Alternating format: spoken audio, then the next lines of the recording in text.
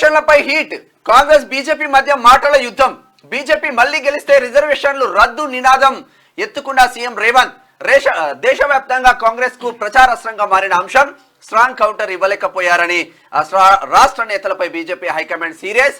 అమిత్ షా వీడియోను మార్ఫింగ్ చేశారంటూ కాంగ్రెస్ పై ఢిల్లీలో కేసు. గాంధీ భవన్ కు వచ్చి నలుగురికి నోటీసులు ఇచ్చిన ఢిల్లీ పోలీసులు రేపు విచారణకు రావాలని ఆదేశించారు. గాంధీ భవన్ కు వచ్చి ఇచ్చిండ్రు. పార్లమెంట్ ఎన్నికల ప్రచారంలో భాగంగా సీఎం రేవంత్ రెడ్డి ఎత్తుకున్న బీజేపీ మళ్లీ గెలిస్తే రిజర్వేషన్లు రద్దు అనే అంశం దేశవ్యాప్తంగా చర్చనీయాంశమైంది.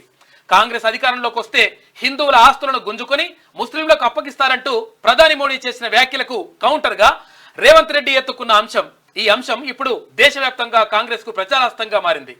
రిజర్వేషన్లు రద్దు చేయాలనే ఆర్ఎస్ఎస్ ఎజెండాకు అనుగుణంగా కేంద్రంలోని మోడీ సర్కార్ అడుగులు వేస్తున్నదని, ఇందుకోసం రాజ్యాంగ సవరణ చేయాలంటే బీజేపీకి 376 సీట్లు అవసరమవుతాయని, అందుకే ఆ పార్టీ అబ్కీ బార్ 400 పార్ అని ఓట్లు అడుగుతున్నదని కొద్ది రోజులుగా ఆయన ఆరోపిస్తున్నారు. కాంగ్రెస్ స్టార్ క్యాంపెయినర్ గా ఉన్న రేవంత్ ఎత్తుకున్న ఈ రిజర్వేషన్ల అంశం కాంగ్రెస్ పెద్దల దృష్టిని ఆకర్షించడంతో వాళ్ళు కూడా దీనిపైనే ప్రచారం చేస్తూ జనంలోకి వెళ్తున్నారు. దీంతో అమిత్ షా అలర్ట్ అయ్యారు.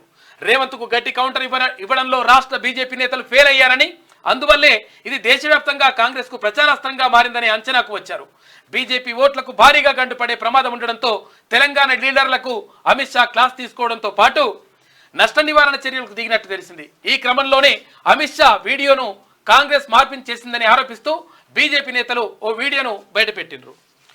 రేవంత్ చెప్పింది అబద్ధం, ఆయనపై న్యాయ పోరాటం చేస్తాం. కిషన్ రెడ్డి రిజర్వేషన్ల రద్దుపై ప్రమాణానికి సిద్ధమా? రేవంత్ కేటీఆర్ కు సంజయ్ సవాల్ అంటూ ఒక వార్త చూస్తున్నాం. నిన్న గాంధీ భవన్ కు వచ్చి నోటీసులు ఇచ్చిండ్రు. కేంద్ర హోంమంత్రి అమిత్ షా వీడియో మార్పింగ్ కేసులో కాంగ్రెస్ సోషల్ మీడియా విభాగానికి చెందిన నలుగురికి ఢిల్లీ పోలీసులు నోటీసులు ఇచ్చారు. ఇక సోమవారం గాంధీ భవన్ చేరుకున్న Delhi special cell inspector Neeraj Chaudhary, ఇతర అధికారులు, PCC social media incharge Manne Satish, Shivshankar, Asma Taslim, నవీన్లకు నోటీసులు అందజేశారు. వచ్చే నెల 1న ఢిల్లీలోని తమ ఆఫీసుకు విచారణకు రావాలని నోటీసుల్లో పేర్కొన్నారు. కాగా దీనిపై PCC legal cell incharge Ramachandra Reddy మీడియాతో మాట్లాడారు. ఢిల్లీ పోలీసులు గాంధీ భవన్ కు వచ్చి నోటీసులు ఇచ్చారని, తానే ఆ నోటీసులను తీసుకున్నానని ఆయన చెప్పారు. దీనిపై వివరణ ఇచ్చేందుకు 15 రోజుల గడువు అడిగామన్నారు. ఇక ఎఫ్ఐఆర్ కాపీ చదివిన తర్వాత దీనిపై ఎలా ముందుకు వెళ్లాలనేది ఆలోచిస్తామని చెప్పారు. రాష్ట్రంలో కాంగ్రెస్ కు మెజార్టీ సీట్లు రాబోతున్నందునే బీజేపీ నోటీసుల కుట్రకు తెరలేపిందని చెప్పేసి ఆయన రామచంద్రారెడ్డి ఆరోపించిండు. 15 రోజులు అడిగినంటే 15 రోజులలో మే 13 కల్లా ఖతం అయితే ఎలక్షన్ అయిపోయినాక